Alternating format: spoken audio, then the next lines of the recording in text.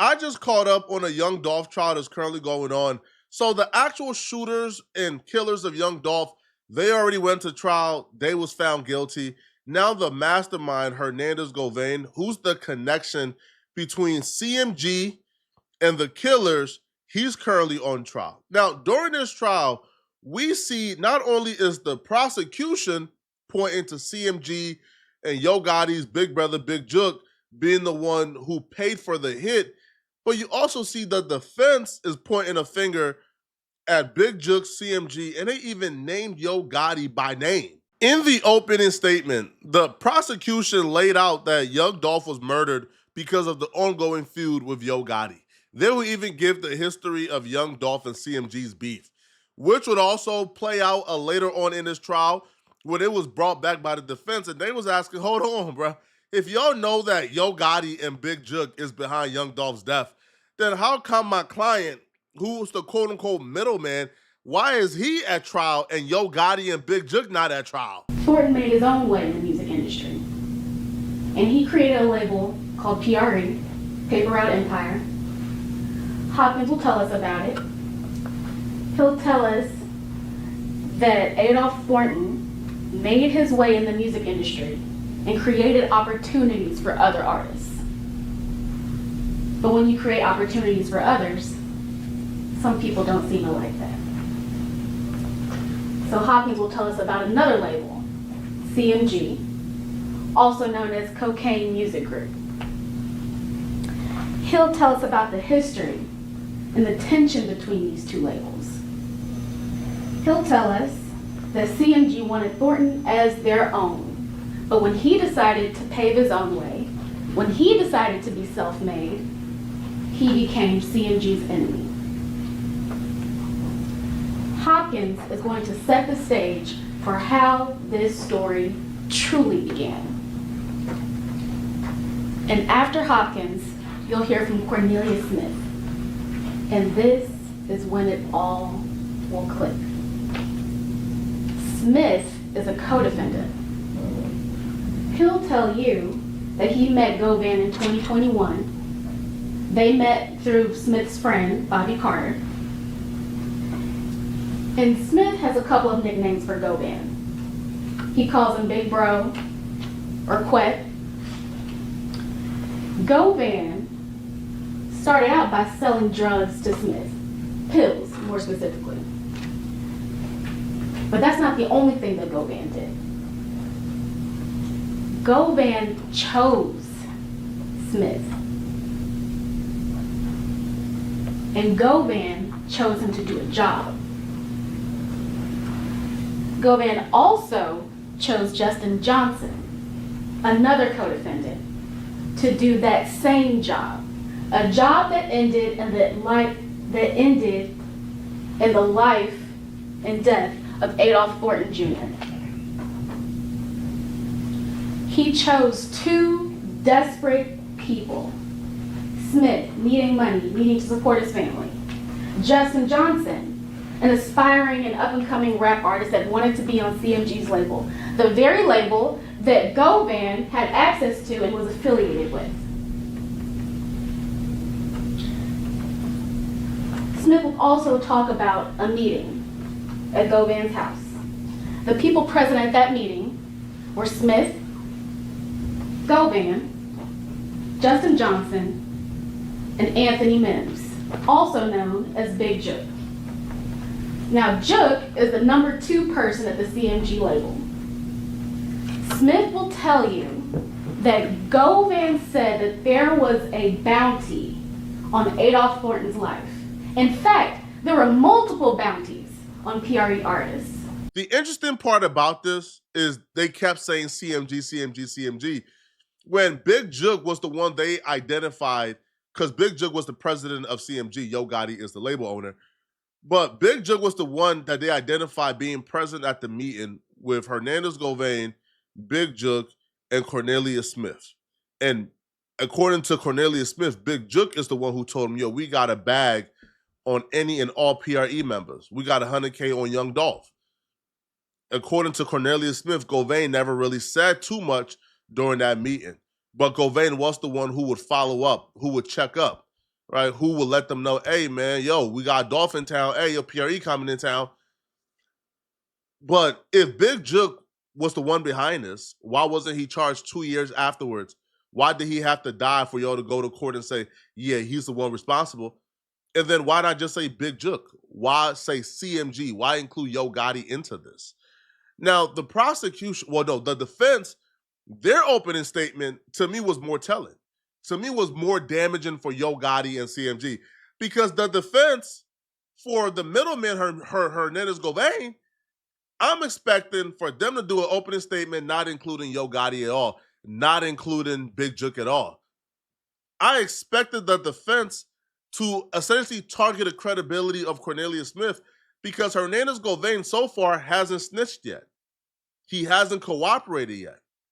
Now, according to Cornelius Smith, the snitch in this case, they apparently thought that Hernandez Govain was snitching from the get-go, which is why Cornelius Smith began to cooperate. I need you to take your phones out and then walk you through how much everybody's worth. You already knew all that. If you want to be honest with you, I can be honest with you. Because they were saying that Mr. Govan was like one straight or nothing like that, was like informing and stuff like that. And, you know, they were saying that he was police. So, okay. Yeah, well, all the phones got to go outside, you know, when you talk around. So let me back this up. You were told at the meeting that Mr. Govan could be police. Nah, Bobby been told me that. So Bobby told you. And then the streets talk, you know, people in the neighborhoods were saying that, you know, he had got him popped and he had got him sent to jail and he was setting them up and stuff like that. So let's maybe go back to scratch.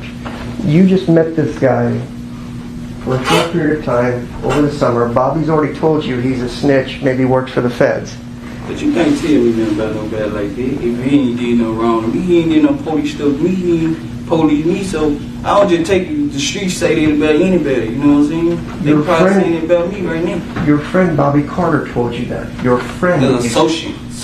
Okay. I don't have friends, I have associates. Right. Your associate told you that this man that you just met is a federal snitch, you can't trust him, right?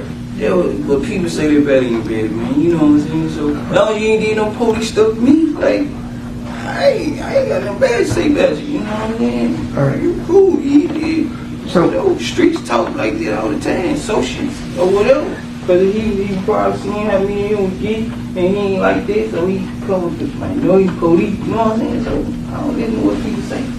All right, so let me just ask. It's just like proving guilty and to prove innocent, you know what I'm saying? Which also plays a hand into the defense, which they thought Hernandez Govain was the police.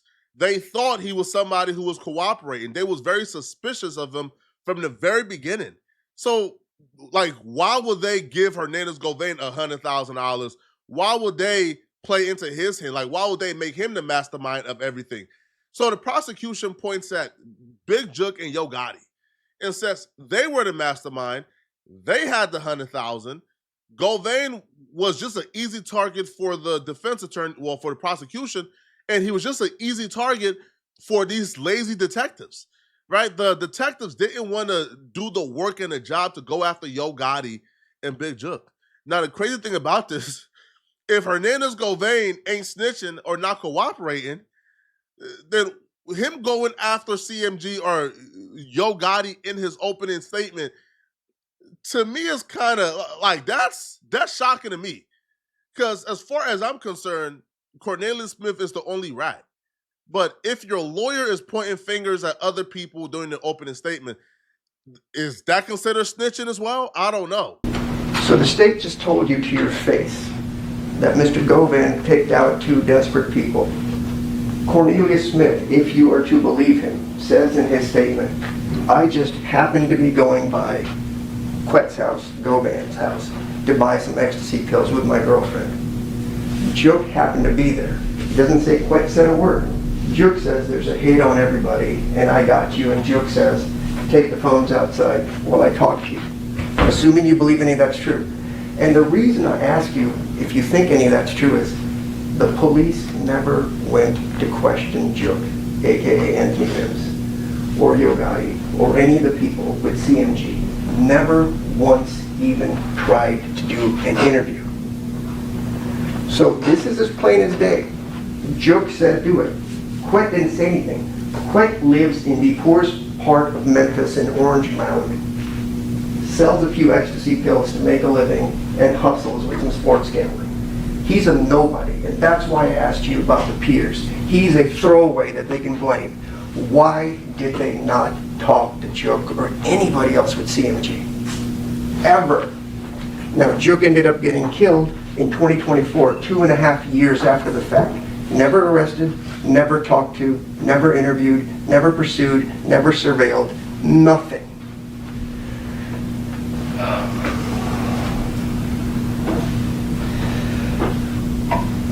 The judge also told you, when you assess credibility, you need to look at how well you remember this thing. Cornelius Smith cannot even tell you when he was propositioned to go kill somebody.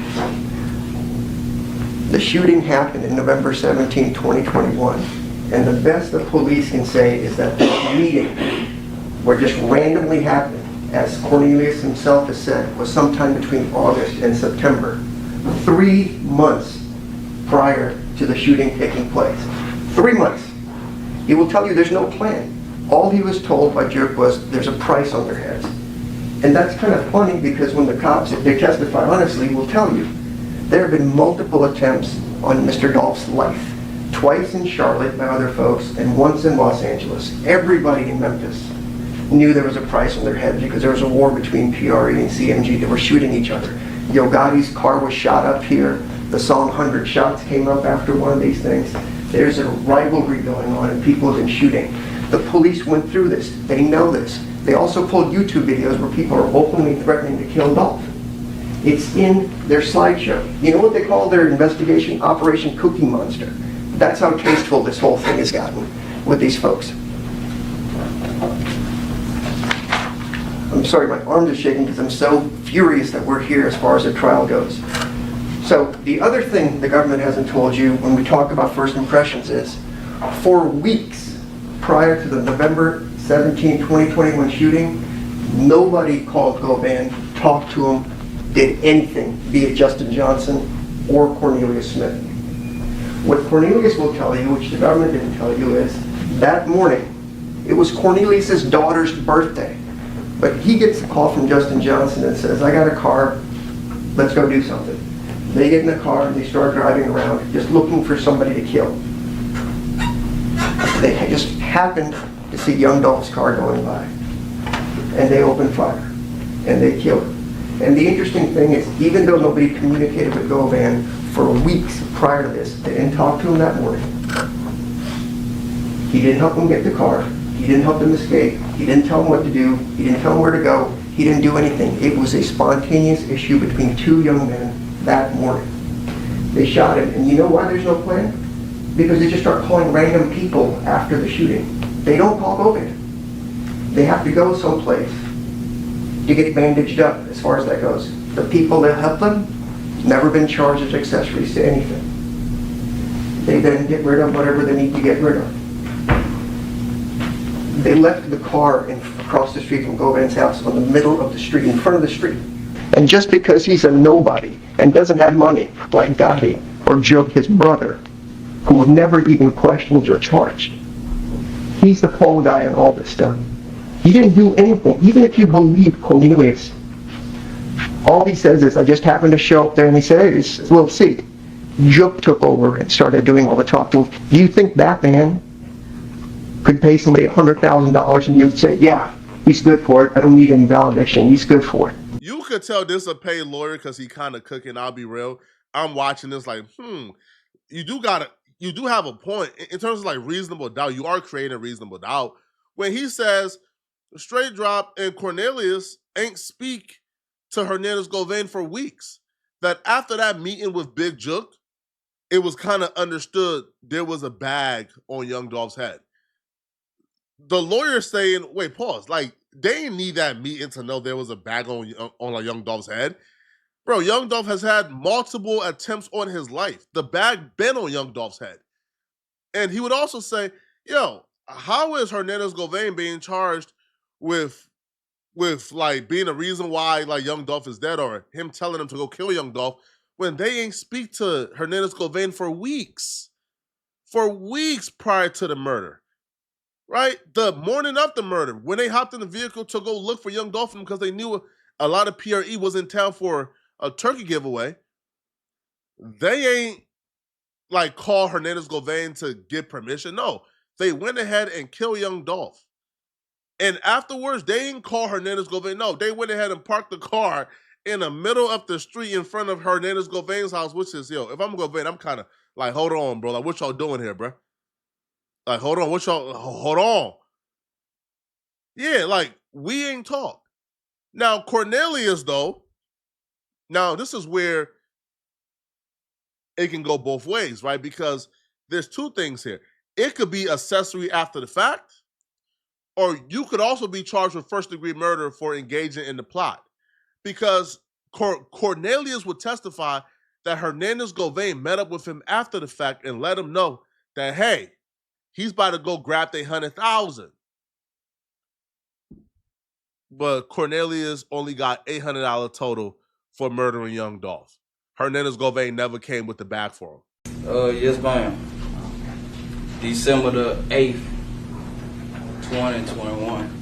I was going to give me some pills, going one way, and he was coming up another way. And he looked through the mirror, his windshield, and blew the horn. And I pulled over, he pulled over, and he got out the car. He was like, thank God. He was telling me that he been getting shot at and stuff. And he asked me, have I spoke to Mr. Justin Johnson, because they had ran in Justin Johnson's house the night before or whatever. He showed me some things on his phone, and he was asking me, did I have a number he could get in touch with me on. He told me I need to get rid of my phone. I need to get rid of that phone, is all he was saying. And he was like, he was gonna go to Private that night and get my money, and he was gonna call me. He asked me for a number, and he was gonna call me. Did he ever call? Now the U.S. Marshals was on me the next day. I was in jail. He didn't have a chance to call. Nope. Okay. So I'm going to tell you this. I don't think Hernandez Govain is going down alone, bro.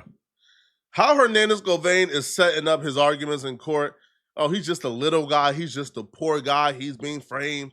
Yo Gotti and Big Jug, they got the bag. You think he can afford 100,000? Or you?